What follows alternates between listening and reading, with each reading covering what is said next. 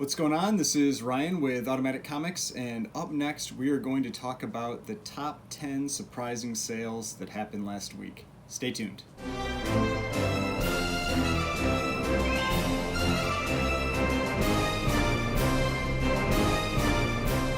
Alright, before we get started, please remember to hit that like button and hit the subscribe button if you'd like to see more content like this. Again, I really appreciate all the comments and likes and subscribes. It makes it a lot more fun when you have people interacting on the channel, so thank you for all of that. So if you haven't watched one of these before, this is where I go over the top 10 surprising sales that I saw during the weekly Heritage comic auction. And I do 5 sales on the high end that were surprising that beat my estimates, and 5 sales on the low end that were surprising that fell below my estimates. And I'll start at the least surprising sale, and I will go to the most surprising sale, and I'll alternate between high and low sales. Alright, so number 10 was Marvel Superheroes Secret Wars number 8, with a CGC 9.8 selling for $1,020. And if you're not familiar with this book, this is one of what I would call the big 3 black suit Spider-Man issues to get. So you've got Amazing Spider-Man 252, which is the first time you have his black suit in continuity in the Amazing Spider-Man series. You've got Marvel Team Up 141, which came out about 2 weeks later, approximately, than that 252 issue, but it's credited with being the same time. There's also Spectacular Spider-Man number 90, but that one just doesn't seem to get as much love as ASM 252 and Marvel Team Up 141. And then the last one is Secret Wars number 8.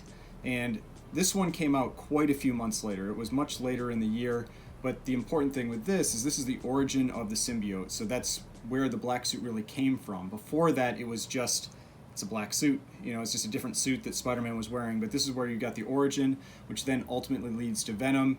And with the Venom trailer, the second one just dropping recently, a lot of people are getting more excited about it. Carnage is actually looking pretty cool in there, so we'll see how that all turns out. But this is a great cover, and it's one of these covers where you can actually get some variation between what the cover looks like. And if I remember to, I'll pop a couple different pictures up there. But you can get it where it's kind of an orangey color and some that are more of a deep red. And I really like the way that the red ones look.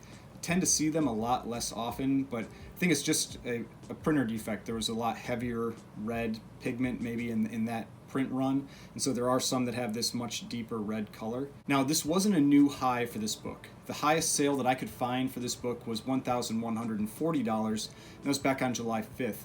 But prices really have pulled back quite a bit from this book over the last month or two. They've generally been selling in the $700 to $750 range, and so this jump up above $1,000 for this sale was notable to me. I had estimated the price of this book at $750, so this was 36% above that estimate. So I think that is significant. We'll see if that does have any impact on other sales moving forward. Now, one thing to be aware of with this book is there are 2 primary variants that people are often also looking for. One of them is the newsstand, and a 9.8 newsstand sold as high as $1,800, selling for about $1,500 to $1,600 right now, and a 9.8 of the Canadian price variant. So this is where it has a different price for when they were sold in Canada, much more expensive. That one hit a high of $3,850 in May for a 9.8. It's currently, most recent sale was $2,487, but regardless, that's where you can really see how much of a boost you get in the sale of these books when you get to newsstands in 9.8 and then Canadian price variants. This one tends to follow about what I usually see. I usually see the Canadian price variant sell for about 50% more than the newsstand, and the newsstand was going for $1,600, Canadian price variant going for about $2,400, so that seems to hold true. Now, this is one of those books that I think it's great to own all 3 of those major books. I really like all of those covers, and I wouldn't necessarily go for an alternative for them. There isn't really an alternative for these books. I mean, you could get some of the modern kind of cover swipes of them, but with these, just aim for a lower grade. You can tend to find mid-grades of any of these books in the $100 to $150 range, or even lower if it's a little worse condition.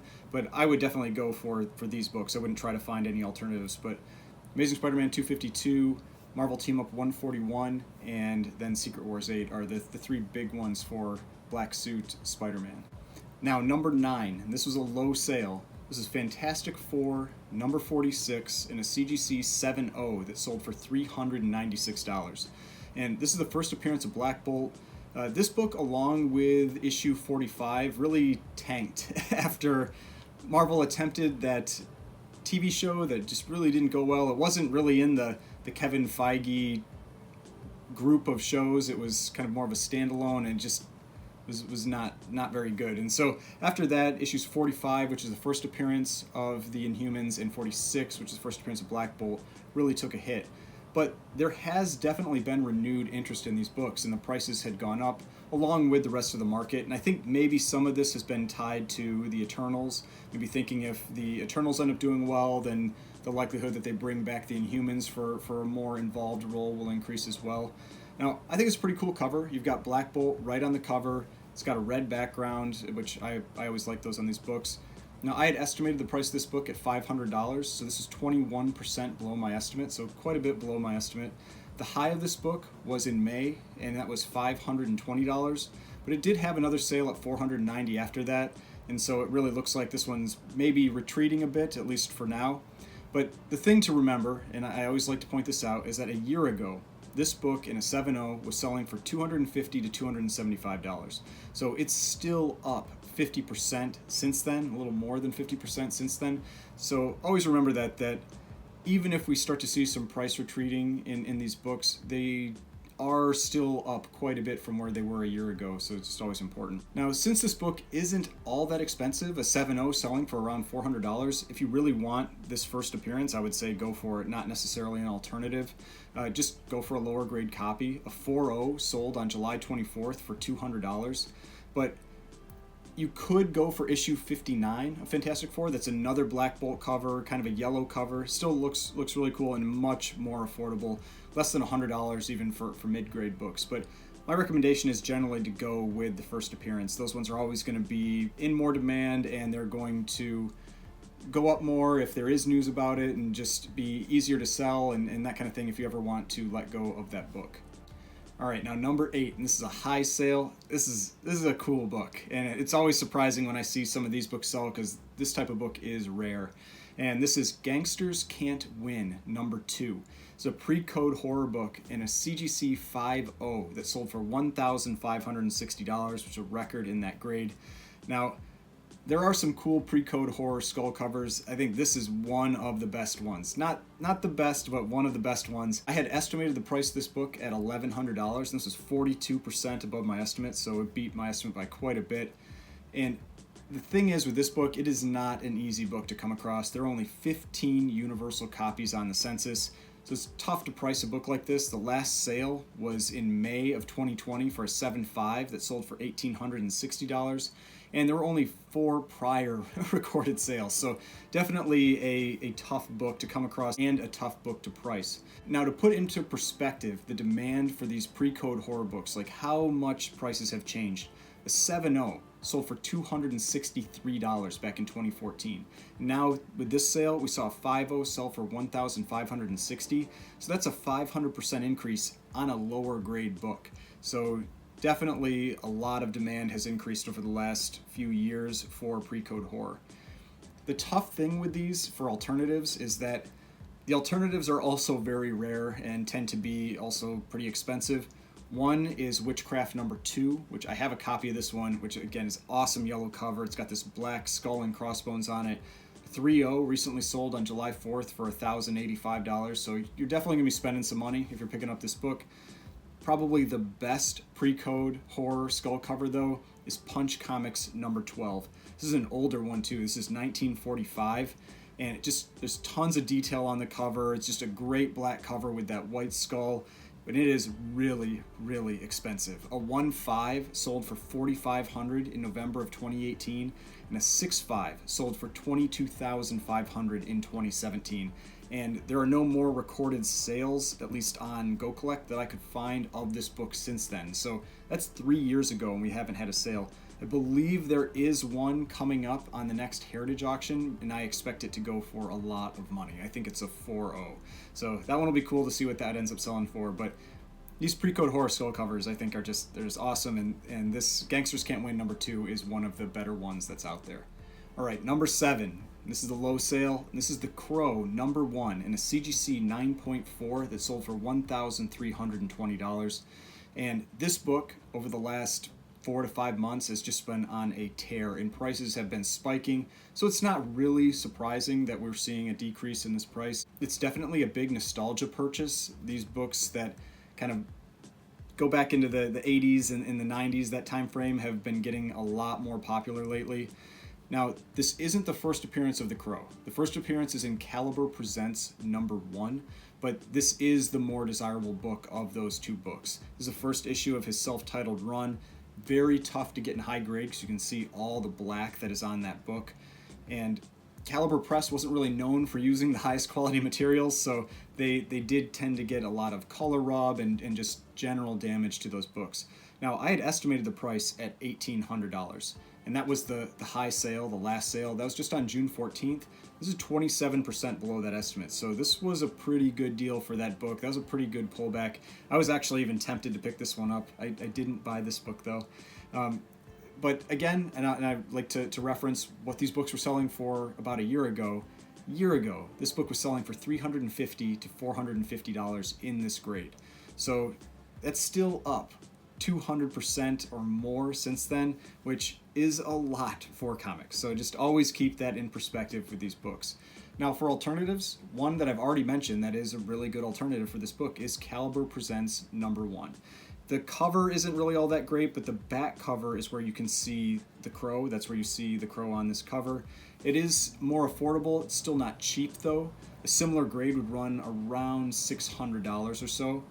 Now, you could also look up other issues in this run. You've got The Crow 2 through 4, and they're all great covers and all quite a bit more affordable, quite a few times less than issue #1. So maybe check out issues 2, 3, and 4, see if there's a cover that really interests you, and try to pick one of those up. All right, #6. This is a high sale. Love this book. This is Tales to Astonish, #13, CGC 2.5 that sold for $2,760. And if you can't tell from the cover, this is the first appearance of Groot. And ever since Marvel pulled this character into the MCU as part of the Guardians of the Galaxy, this book has just exploded. And you may not believe it, but it really used to be kind of like a nothing book. It was just more or less a standard pre-hero monster book. And I remember looking at my Overstreet price guide, one of my older ones that I had, and they used to not even separate this issue out from the other issues around it. It was like issues 8 through 15 or whatever, and then it would just give prices for all of those. They definitely separate it out now, though, because it is worth a lot more than the other books around it. Now, I do have a low-grade copy of this, so I have a 2.0, so I'm always happy to see big sales in this book. And I had estimated the price at $1,900. This was 45% above that estimate, so big jump above that estimate. The prior high was $1,695 from October of last year, so this is up 63% since then. And there was a huge $7,200 sale of a 5.5 on May 17th. But that was during peak market prices, so I wasn't sure how much that would impact the other sales of this book, but looks like that demand for Groot is still strong, still a lot of people interested in that book, because, it is a cool book. It's an older book. I think it's 1961, so definitely an older book, and just a relatively uncommon pre-hero Marvel monster book. Now, one thing I am always a little concerned about a book like this, with a character like this, is that if the character wasn't all that popular before they were in the MCU, what happens when you don't see Groot anymore in the future? Does it end up meaning that the demand for that book goes away, prices decline? It's always possible. Now, I have talked about that with some people, and their thoughts are that Groot is such a popular character now that they're going to keep leveraging that character either for cartoons or other shows, even if they aren't in Guardians of the Galaxy anymore.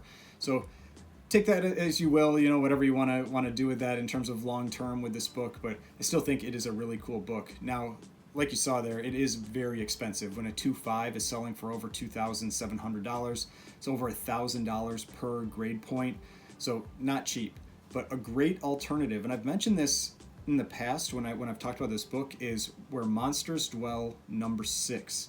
And this is a reprint from just 9 years later of that book. It's early Bronze Age, I believe 1970. And high grades, outside of 9.6 to 9.8, 9.4, 9.2, like that, can be found for $200 to $300. 9.6 and 9.8 can still get a little pricey, but you can get some really nice copies of this book for not a lot of money. So it's a very affordable alternative, and it is that reprint of Groot's first appearance. All right, number 5. It's a low sale Black Knight number 1 in a CGC 1.8 that sold for $1,020. Now, that may sound like a lot of money, but with where this book had been selling, this is a pretty big drop. And I think this is an interesting one because a lot of people are really familiar with Avengers 47 and Avengers 48. So that's the first appearance of Dane Whitman, and then the first time Dane Whitman is the Black Knight. But the Black Knight has had many incarnations over time. He's also in Tales to Astonish 52, which is kind of like a villain version of the Black Knight. But his first actual appearance is this book, which is a Golden Age book, 1955, from Atlas Comics, which is one of the predecessors to Marvel Comics. This book was actually written by Stan Lee, so he is the story writer on this book. So if you want kind of another angle to investing in the Black Knight, and however they end up maybe using that character in the future in the MCU, this is another option. It's an expensive book, though. It is also a pretty rare book. It's not an easy one to come across. Now, I had estimated the price at $1,500. This is 32% below that estimate, so quite a bit. And I was definitely bidding on this book, but I ended up not buying this one either. Now, a 1.5 had sold on July 5th for $1,560.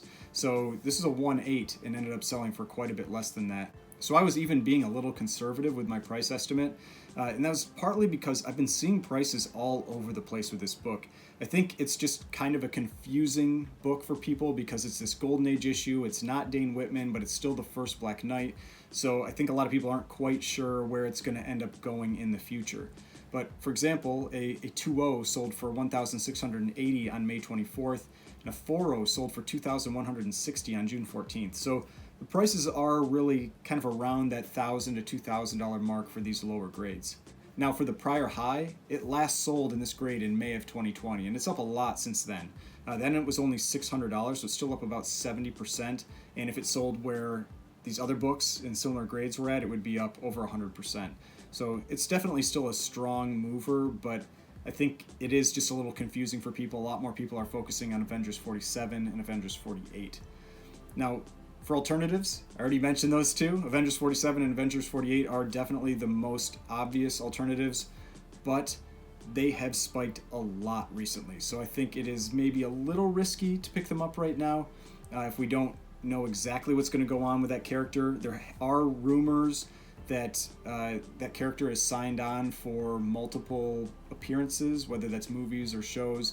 So it makes you at least think that they're going to be using that character a lot long term. So it's probably a relatively safe bet to buy into those books, but there was a lot of disappointment in the first Eternals trailer, and so prices have come down a little bit. So it might be worth waiting to see what happens. However, if the next Eternals trailer comes out and it blows everybody away, kind of like the second Shang-Chi trailer did, it's possible that those prices could just spike again, and then we never see these older prices again. So do what you will with it. I think it is a good character in general to invest in based on the MCU, but again, remember, nobody cared about the Black Knight before he became part of this Eternals group, so the longevity of those price increases could be in question, but I would say for at least probably 5+ years, it's a pretty safe book to be in.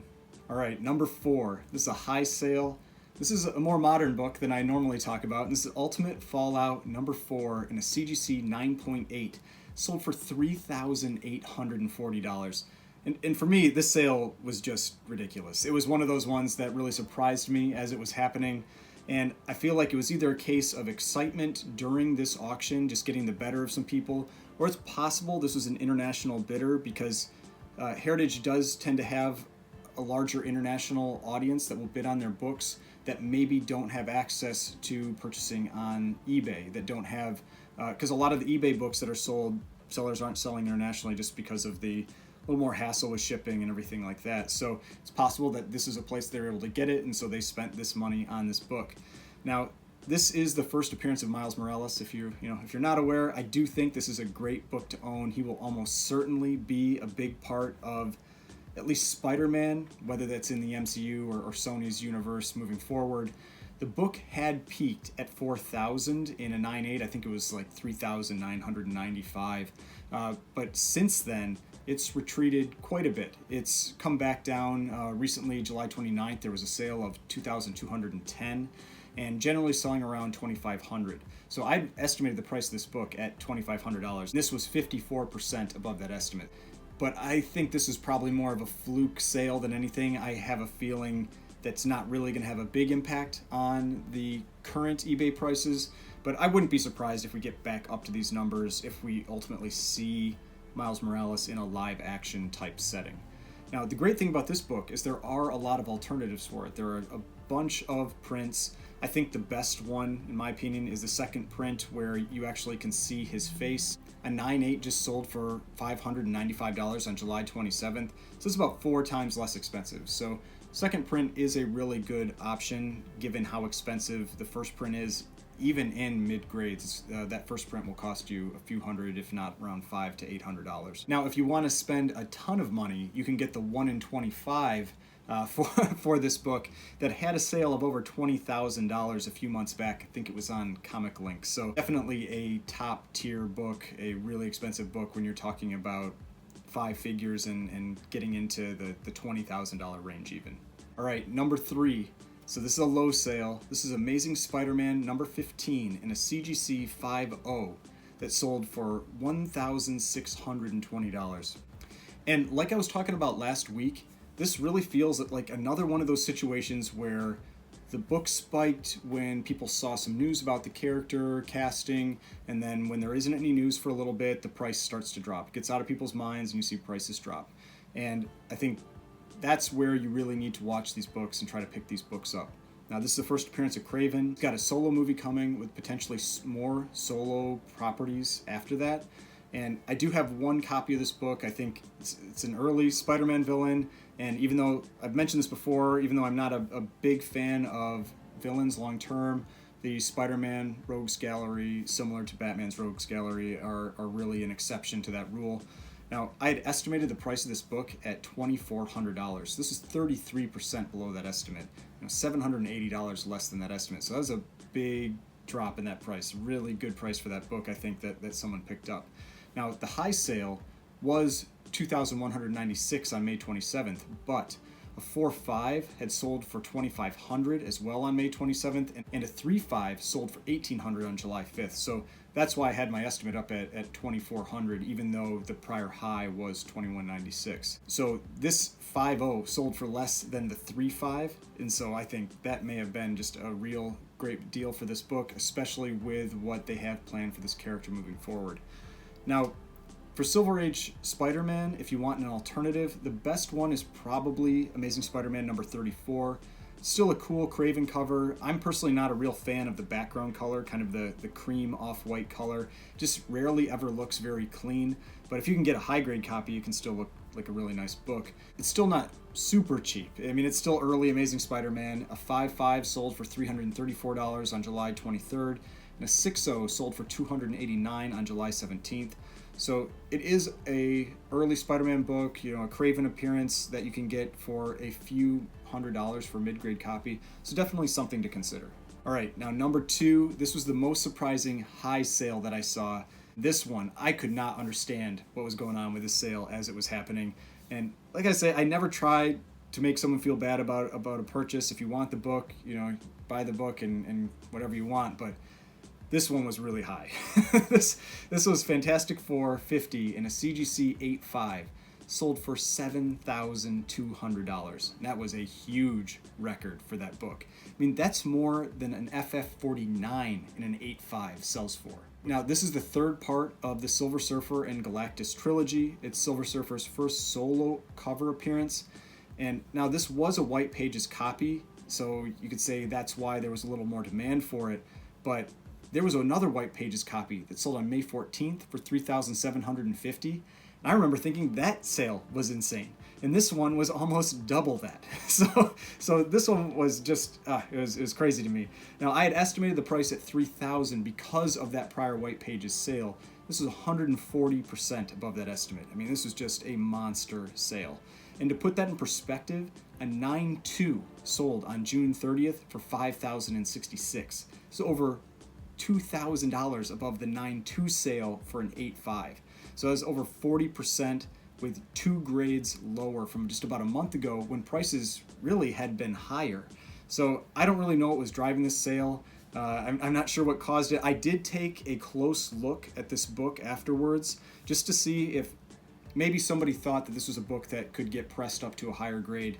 And I think it's an 8.85. You know, I think it's a strong 8, a weak 8.5 book. And so I don't think it's pressing up to a 9 or a 9.2 or a 9.4 or anything like that. So I don't know. Somebody just really wanted that White Pages copy of Fantastic 450. Now, for alternatives, I mean, there are a lot of Silver Surfer books out there that are much more affordable within the Fantastic Four run. If you really want this one, if you want a part of that trilogy, just go for a lower grade. Mid grades are getting more expensive. There's still going to be quite a few $100. A 6.0 sold on July 12th for $875, and a 4.0 sold for $700 on July 4th. So a good option, one that I really like, is Fantastic Four number 55. It's a cool purple cover with Silver Surfer on there battling the Thing. So that's one that tends to be quite a bit more affordable that you could pick up as an alternative. But if you want one of the books in that trilogy of 48, 49, and 50, they're all seeming to get pretty expensive now. So you're just going to have to probably pay quite a bit of money, whether it is a raw copy or a graded copy. Now, number 1, this is the most surprising low sale that I saw, and caveat this with, this is actually a book that I picked up, and this was Ghost number 2 in a CGC 4.5 that sold for $1,080. And I thought this book was too good of a price to pass up with what I've seen with this book in the past. And I really like getting these pre-code horror books. I've talked about that over and over. I keep picking up pre-code horror books because there's just a lot of demand for these books. And this one, this run, Ghost Comics, is actually pretty cool because it has an overlap between pre-code horror and good girl art that tends to be what's on all these covers. And so it has 2 different sets of collectors that would be interested in these books, myself included.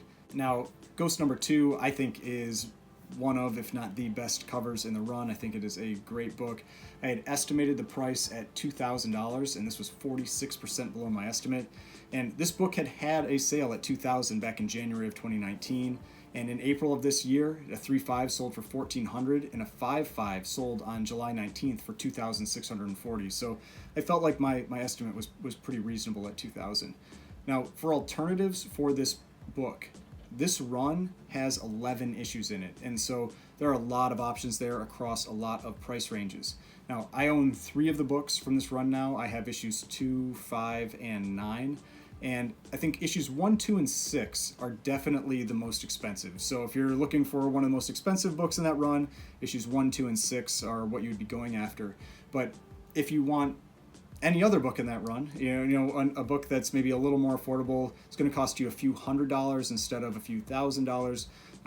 Anything other than 1, 2, and 6 are good options. There's even some Maurice Whitman covers in there, and he does some really cool kind of bright colored covers, so I'd recommend checking those out, and you might find some books in this run that you're interested in collecting. So I'd recommend going to one of these price consolidation sites, like I've mentioned in the past, either Cover Price or Go Collect, that show you the covers of these runs, and so you can maybe look through them, see if there's any covers that you think are particularly cool, watch out for them, and try to pick them up. Now, these are all relatively rare books. I don't see them sell all that often, so you definitely would need to have some type of eBay alert or keep your eyes open during Comic Link or Heritage or Comic Connect auctions to see if they come up. But they do sell every once in a while, so you do have a chance to pick them up.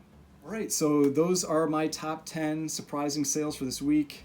Like I mentioned before, I always like looking at these. I think it's fun seeing where these different books sell, see some cool different types of books across, Golden Age, Silver Age, Modern. If you enjoyed this, please hit the like button, hit the subscribe button if you'd like to see more content like this. I've got more videos over here if you'd like to watch some of my other videos, and the subscription button right here if you'd like to subscribe to the channel. I'd really appreciate it, and I will see you in the next video.